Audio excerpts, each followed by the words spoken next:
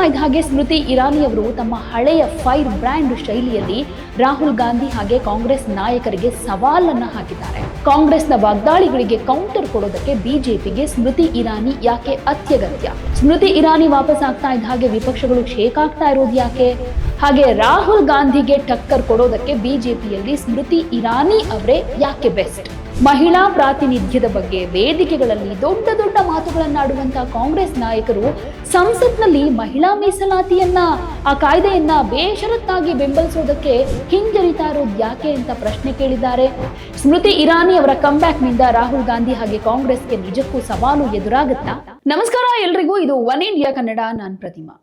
ವೀಕ್ಷಕರೇ, ರಾಜಕೀಯ ಅಂದ್ರೆ ಕೇವಲ ಅಧಿಕಾರ ಅನುಭವಿಸೋದಷ್ಟೇ ಅಲ್ಲ, ಅನುಭವಿಸಿದ ಹಿನ್ನಡೆಯಿಂದ ಮರಳಿ ಎದ್ದು ನಿಲ್ಲೋದು ಕೂಡ ರಾಜಕೀಯ ಅಂತ ಹೇಳ್ಬೋದು. ಯಾಕೆ ಈ ಮಾತು ಹೇಳ್ತಾ ಇದ್ದೀನಿ ಅಂದ್ರೆ, ಅಮೇಥಿ ಚುನಾವಣೆಯ ಸೋಲಿನ ನಂತರ ಸ್ಮೃತಿ ಇರಾನಿ ಅವರ ರಾಜಕೀಯ ಅಧ್ಯಾಯ ಬಹುತೇಕ ಮುಗಿದೇ ಹೋಯ್ತು ಅಂತಾನೆ ಅಂದುಕೊಂಡಿದ್ದ ವಿರೋಧಿಗಳಿಗೆ ಈಗ ಬಿಗ್ ಶಾಕ್ ಎದುರಾಗಿದೆ.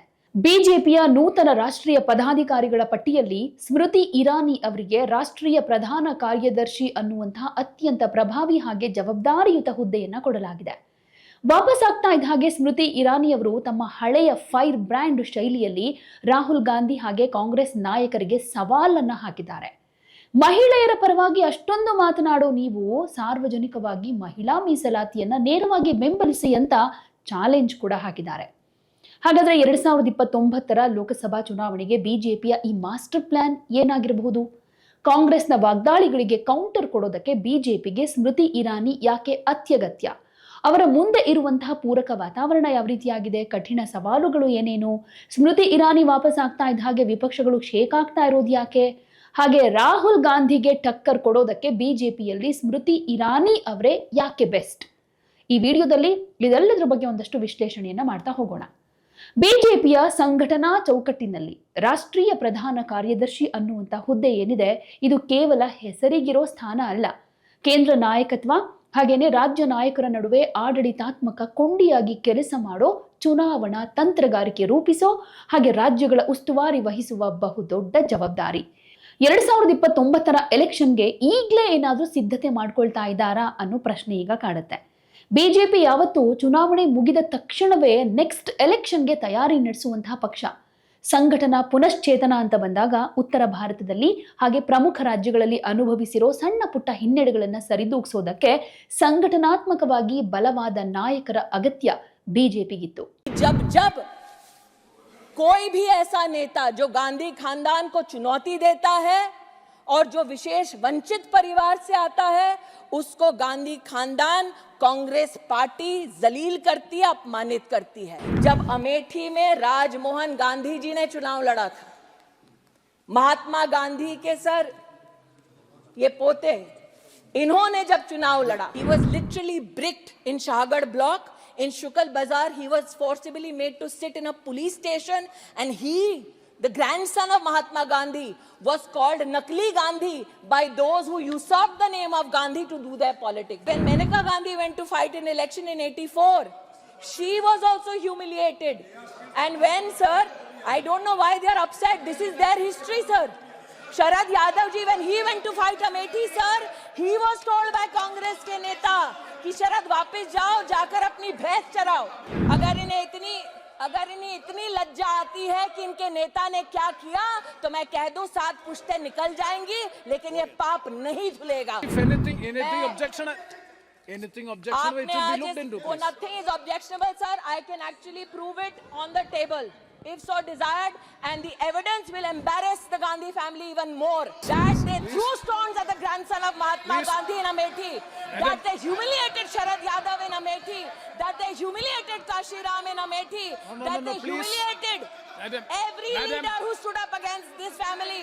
Is the truth which can be evidence in this house. Sir, ಇನ್ನು ಮಹಿಳಾ ವೋಟರ್ಸ್ ಮೇಲೂ ಕೂಡ ಕಣ್ಣಿಟ್ಟಿರುವಂತಹ ಬಿಜೆಪಿ ದೇಶದಲ್ಲಿ ಮಹಿಳಾ ಮತದಾರರ ಪಾತ್ರ ನಿರ್ಣಾಯಕ ಅಂತ ಗೊತ್ತಿದೆ.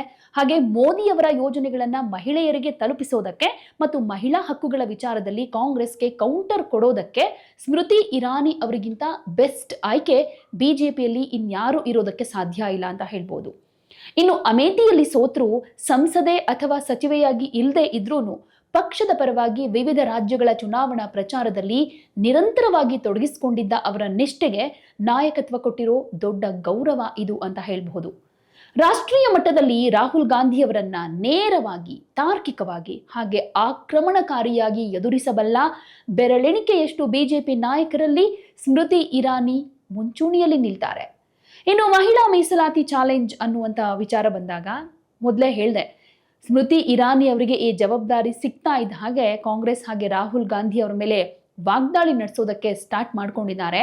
ಮಹಿಳಾ ಪ್ರಾತಿನಿಧ್ಯದ ಬಗ್ಗೆ ವೇದಿಕೆಗಳಲ್ಲಿ ದೊಡ್ಡ ದೊಡ್ಡ ಮಾತುಗಳನ್ನಾಡುವಂತಹ ಕಾಂಗ್ರೆಸ್ ನಾಯಕರು ಸಂಸತ್ನಲ್ಲಿ ಮಹಿಳಾ ಮೀಸಲಾತಿಯನ್ನ, ಆ ಕಾಯ್ದೆಯನ್ನ ಬೇಷರತ್ತಾಗಿ ಬೆಂಬಲಿಸೋದಕ್ಕೆ ಹಿಂಜರಿತಾ ಇರೋದು ಯಾಕೆ ಅಂತ ಪ್ರಶ್ನೆ ಕೇಳಿದ್ದಾರೆ, ಹಾಗೆ ಸವಾಲು ಕೂಡ ಹಾಕಿದ್ದಾರೆ. कांग्रेस पार्टी के पूर्व राष्ट्रीय अध्यक्ष ने एक कार्यक्रम में ये कहा कि वो महिलाओं का समर्थन करते हैं. आज मैं कांग्रेस पार्टी के पूर्व राष्ट्रीय अध्यक्ष से ये निवेदन करती हूं, प्रधानमंत्री मोदी ने देश भर में महिलाओं को 33% आरक्षण मिले, देश की संसद में वो संसद का गौरव बढ़ाएं, ऐसा प्रस्ताव, ऐसा कानून पारित किया है. प्रधानमंत्री मोदी ने सभी राजनीतिक दलों से ये अपील की है कि वो त्वरित रूप से महिला आरक्षण का ये संकल्प देश भर में लागू करने के लिए प्रधानमंत्री का सहयोग करें. ಇನ್ನು ಸ್ಮೃತಿ ಇರಾನಿ ಅನ್ನುವಂಥದ್ದು ಒಂದು ನ್ಯಾಷನಲ್ ಫೇಸ್ ಬಿಜೆಪಿಗೆ. ವಿಪಕ್ಷಗಳು ಬೃಹತ್ ಒಕ್ಕೂಟ ರಚಿಸಿ ಕೇಂದ್ರ ಸರ್ಕಾರದ ವಿರುದ್ಧ ವಾಗ್ದಾಳಿ ನಡೆಸ್ತಾ ಇರಬೇಕಾದ್ರೆ ಟಿವಿ ಚರ್ಚೆಗಳಲ್ಲಿ, ಸಾರ್ವಜನಿಕ ಸಭೆಗಳಲ್ಲಿ ಮತ್ತೆ ಮಾಧ್ಯಮಗಳಲ್ಲಿ ಬಿಜೆಪಿ ಪರವಾಗಿ ಗಟ್ಟಿಯಾಗಿ ಧ್ವನಿ ಎತ್ತೋದಕ್ಕೆ ಸ್ಮೃತಿ ಇರಾನಿ ಅವರಂತಹ ನ್ಯಾಷನಲ್ ಫೇಸ್ ಅತ್ಯಗತ್ಯವಾಗಿ ಬೇಕಿತ್ತು. ತಮ್ಮ ಹಿಂದಿ ಹಾಗೆ ಇಂಗ್ಲಿಷ್ ಭಾಷಾ ಪ್ರೌಢಿಮೆಯಿಂದ ವಿಪಕ್ಷಗಳ ಆರೋಪಗಳಿಗೆ ತತ್ಕ್ಷಣ ಕೌಂಟರ್ ಕೊಡುವಂತ ಕಲೆ ಅವರಿಗಿದೆ. ಈಗ ಪ್ರಮುಖವಾದಂಥ ಪ್ರಶ್ನೆ, ರಾಷ್ಟ್ರೀಯ ಪ್ರಧಾನ ಕಾರ್ಯದರ್ಶಿಯಾಗಿ ಮರಳಿರುವಂಥ ಸ್ಮೃತಿ ಇರಾನಿ ಅವರಿಗೆ ಏನೇನು ಪೂರಕ ವಾತಾವರಣ ಇದೆ ಸದ್ಯಕ್ಕೆ, ಹಾಗೆ ಏನೇನು ಸವಾಲುಗಳು ಇದೆ ಅಂತ ನೋಡೋದಾದ್ರೆ, ಮೊದಲಿಗೆ ಪೂರಕವಾಗಿರೋ ವಾತಾವರಣದ ಬಗ್ಗೆ ಹೇಳ್ತೀನಿ. ಪಕ್ಷದ ಪೂರ್ಣ ಬೆಂಬಲ ಅಂತೂ ಅವರಿಗಿದೆ ಅನ್ನೋದು. ಪ್ರಧಾನಿ ನರೇಂದ್ರ ಮೋದಿ ಹಾಗೆ ಬಿಜೆಪಿ ನಾಯಕತ್ವದ ಸಂಪೂರ್ಣ ಅಭಯ ಇವರಿಗಿದೆ. ಇನ್ನು ಸಂಘಟನಾ ಕೌಶಲ್ಯ, ರೂಟ್ ಮಟ್ಟದಿಂದ ಬೆಳೆದು ಬಂದಿರೋ ಕಾರಣ ಕಾರ್ಯಕರ್ತರನ್ನ ಒಗ್ಗೂಡಿಸುವಂತಹ ಕಲೆ ಇವರಿಗೆ ಚೆನ್ನಾಗಿ ಗೊತ್ತಿದೆ. ಇನ್ನು ವಾಕ್ಚಾತುರ್ಯ ಹಾಗೆ ವರ್ಚಸ್ಸು, ವಿಪಕ್ಷಗಳ ಸಿದ್ಧಾಂತಗಳನ್ನ ಸಾರ್ವತ್ರಿಕವಾಗಿ ಪ್ರಶ್ನೆ ಮಾಡೋ ಭಾಷಣ ಶೈಲಿ ಅವರ ಪ್ಲಸ್ ಪಾಯಿಂಟ್ ಅಂತ ಹೇಳ್ಬೋದು. ಇನ್ನು ಎದುರಿಗಿರುವಂತಹ ಕಠಿಣ ಸವಾಲುಗಳ ಬಗ್ಗೆ ಹೇಳೋದಾದ್ರೆ, ಕ್ಷೇತ್ರದ ಮರುಕಟ್ಟುವಿಕೆ ಅನ್ನೋದು. ಅಮೇಥಿಯಲ್ಲಿ ಅನುಭವಿಸಿದ ಸೋಲಿನಿಂದ ಹೊರಬಂದು ಕ್ಷೇತ್ರದಲ್ಲಿ ಮತ್ತೆ ಜಾಲ ವಿಸ್ತರಿಸಿಕೊಳ್ಳೋದು ಅಥವಾ ಹೊಸ ಕ್ಷೇತ್ರವನ್ನ ಆಯ್ಕೆ ಮಾಡಿಕೊಳ್ಳೋದು ಅವರ ಮುಂದಿರೋ ಸವಾಲು. ಇನ್ನು ಆಂತರಿಕ ಸಮತೋಲನ, ಇಲ್ಲಿ ಬಿಜೆಪಿಯ ಬೃಹತ್ ಸಂಘಟನೆಯಲ್ಲಿ ವಿವಿಧ ರಾಜ್ಯಗಳ ಉಸ್ತುವಾರಿ ವಹಿಸಿಕೊಂಡು ಅಲ್ಲಿನ ಆಂತರಿಕ ಭಿನ್ನಾಭಿಪ್ರಾಯಗಳನ್ನ ಶಮನಗೊಳಿಸಬೇಕಾಗತ್ತೆ. ಇನ್ನು ವಿಪಕ್ಷಗಳ ಜಂಟಿ ದಾಳಿ, ಈಗಾಗಲೇ ಅವರು ಸಂಸದೆಯಾಗಿಲ್ಲದ ಕಾರಣಕ್ಕೆ ಸೋತ ನಾಯಕಿ ಅಂತ ವಿಪಕ್ಷಗಳು ಮಾಡುವಂತಹ ವ್ಯಂಗ್ಯವನ್ನ ಮೆಟ್ಟಿ ನಿಂತು ತಮ್ಮ ಪ್ರಭಾವ ಏನು ಅನ್ನೋದನ್ನ ಸಾಬೀತುಪಡಿಸಬೇಕಾಗಿದೆ. ಸೊ 2029 ಲೋಕಸಭಾ ಚುನಾವಣೆಯಲ್ಲಿ ಸ್ಮೃತಿ ಇರಾನಿ ಅವರ ಗೆಲುವಿನ ಸಾಧ್ಯತೆಗಳ ಬಗ್ಗೆನೇ ಮಾತನಾಡೋದಾದ್ರೆ, ಅಮೇಥಿಯಲ್ಲೇ ಅವರು ಮತ್ತೆ ಎಲೆಕ್ಷನ್ಗೆ ನಿಲ್ತಾರಾ ಅಥವಾ ಹೊಸ ಕ್ಷೇತ್ರವನ್ನ ಆಯ್ಕೆ ಮಾಡ್ಕೊಳ್ತಾರಾ ಅಂತ.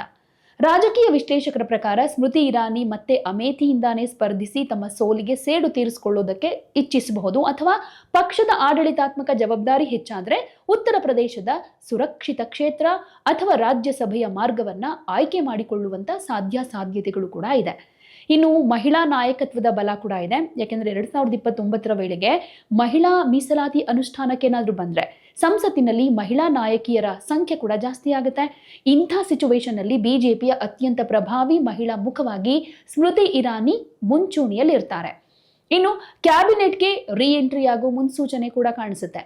ಈ ಪಕ್ಷದ ಸಂಘಟನೆಯನ್ನ ಬಲಪಡಿಸಿ 2029 ಚುನಾವಣೆಯಲ್ಲಿ ಬಿಜೆಪಿಗೆ ಬೃಹತ್ ಮೆಜಾರಿಟಿಯನ್ನ ತಂದುಕೊಡುವಲ್ಲಿ ಇವರು ಸಕ್ಸಸ್ ಆದ್ರೆ ಮುಂದಿನ ಸರ್ಕಾರದಲ್ಲಿ ಅವರು ಮತ್ತೆ ಅತ್ಯಂತ ಪ್ರಮುಖ ಸಚಿವ ಸಂಪುಟದ ಖಾತೆಯನ್ನ ಪಡೆಯೋದು ಬಹುತೇಕ ಕನ್ಫರ್ಮ್ ಅಂತ ಹೇಳ್ಬೋದು.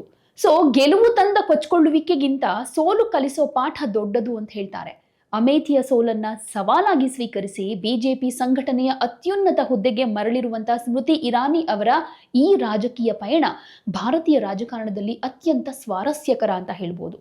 ಸ್ಮೃತಿ ಇರಾನಿ ಅಂತಂದ್ರೆ ತಕ್ಷಣ ಜಾಸ್ತಿ ನೆನಪಾಗುವ ವಿಷಯ ಅಂತಂದ್ರೆ ಸಂಸತ್ನಲ್ಲಿ ವಿಪಕ್ಷಗಳ ಅತಿಯಾದ ಆರೋಪಗಳಿಗೆ ಅವರು ಕೊಡ್ತಾ ಇದ್ದಂತಹ ಸಂಹಾರಕ ಪ್ರತ್ಯುತ್ತರಗಳು. ಫಾರ್ ಎಕ್ಸಾಂಪಲ್ ಅಂತಾನೆ ಹೇಳೋದಾದ್ರೆ 2016 JNU ವಿವಾದ ಇರಲಿ ಅಥವಾ 2023 ನಂಬಿಕೆಗೆಟ್ಟ ಪ್ರಸ್ತಾವನೆಯ ಮೇಲೆ ನಡೆದಂತಹ ಚರ್ಚೆ ಇರಲಿ, ರಾಹುಲ್ ಗಾಂಧಿ ಹಾಗೆ ಕಾಂಗ್ರೆಸ್ ನಾಯಕರು ಆರೋಪ ಮಾಡಿದ ತಕ್ಷಣ corruption quit India, dynasty quit India ಅಂತ ಸಂಸತ್ತಿನಲ್ಲಿ ಗುಡುಗಿದ್ದ ಸ್ಮೃತಿ ಇರಾನಿ ಕಾಂಗ್ರೆಸ್ನ ವಂಶಾಡಳಿತ ರಾಜಕಾರಣವನ್ನ ಬೆತ್ತಲೆಗೊಳಿಸಿದ್ರು.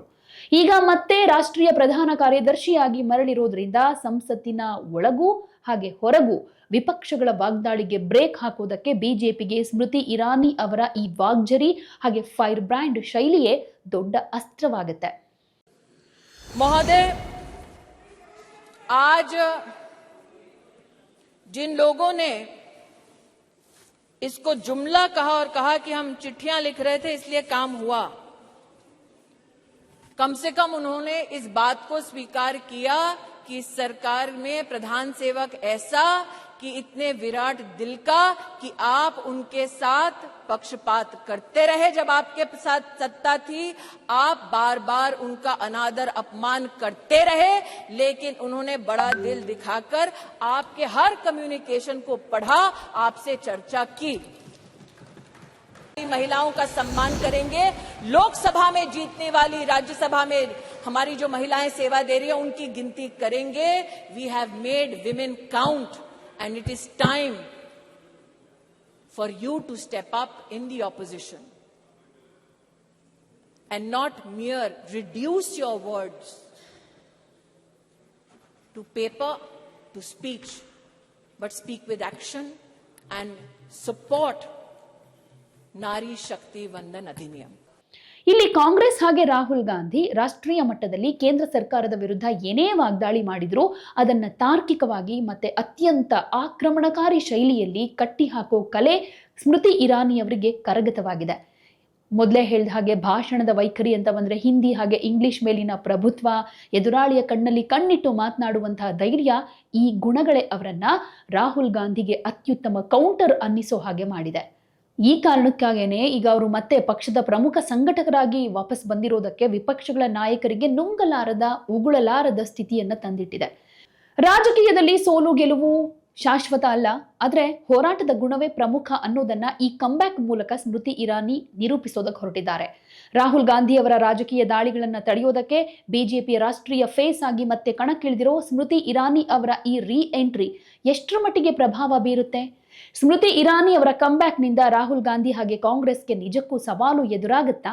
ಸೊ ನಿಮ್ಗೇನೇ ಅನಿಸಿದ್ರು ನಿಮ್ಮ ಅಭಿಪ್ರಾಯವನ್ನ ಕಾಮೆಂಟ್ನಲ್ಲಿ ತಿಳಿಸಿ. ನಮಸ್ಕಾರ. ಯಾವುದೇ ಸುದ್ದಿಯ ಅಪ್ಡೇಟ್ ಅನ್ನ ಮಿಸ್ ಮಾಡ್ಕೊಳ್ಬಾರ್ದು ಅಂದ್ರೆ ಈಗ್ಲೇ ಒನ್ ಇಂಡಿಯಾವನ್ನ ಸಬ್ಸ್ಕ್ರೈಬ್ ಮಾಡಿ. ನಿಮಗೆ ಬೇಕಾದ ಭಾಷೆಯಲ್ಲಿ ಎಲ್ಲಾ ಸುದ್ದಿ ತಿಳಿಬೇಕು ಅಂದ್ರೆ ಒನ್ ಇಂಡಿಯಾ ಆಪ್ ಅನ್ನ ಡೌನ್ಲೋಡ್ ಮಾಡ್ಕೊಳ್ಳಿ.